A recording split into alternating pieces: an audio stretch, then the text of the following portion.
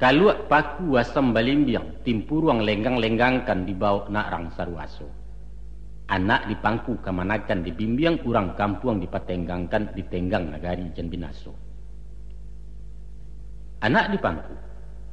Dalam arti harfiahnya si anak menyatu jo diri ayahnya secara tunggal. Kok lari tabau lari, kok jatuh asamo tarau. Patah sayuk betungkek paruah nan anak di gungguang juo. Entah kok tanah latas sirah itu wak katurang nan tinggal.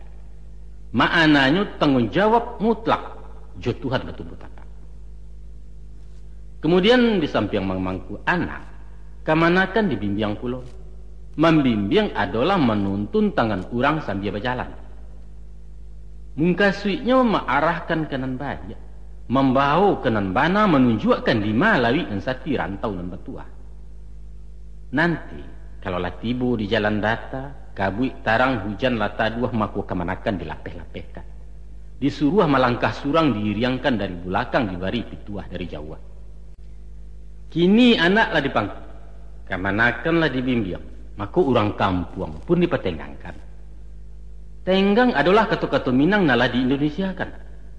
Menurut arti aslinya, ialah kira-kira sama jauh sahur, perbuatan atau karya macam tu.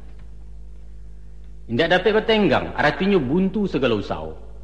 Mempertenggangkan, membantu, menanggulangi. Tenggang raso pengertiannya toleransi.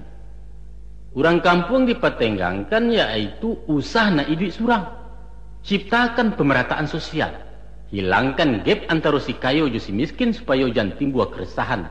Keresahan nan menjadi pangka bala gangguan kaptipmas. Kok tumbuh hawa di lereng agak itabi yang jangan runtuh bukit jangan sampai ke panesan agiah lalu waya nak taju.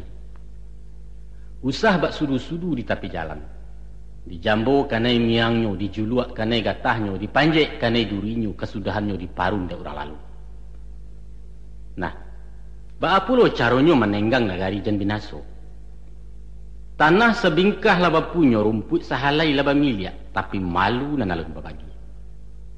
Rimbo dipancang untuk parak, rawang dipetak untuk sawah, tepian laba untuk pandam laba tantu, tapi rasa kepentingan basamu punya orang sanagari.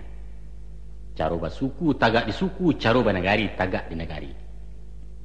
Kok malu dia teh hinuri baruah, tak kajuit di mudiak, tak gamang di ilia, mamak di pintu utang, kemanakan di pintu bayar. Oleh sebab itu, indahlah mudah menjadi orang Minang kok. Sulit. Tanggung jawabnya luas dan rumit. Babannya barek gayut bagayut. Kapalo sarik berjunjungan bau barisi keduanya suuk kida menjinjiang pulau. Tapi itulah resiko sebagai pemimpin. Pemimpin dan ditanya tentang kepemimpinannya.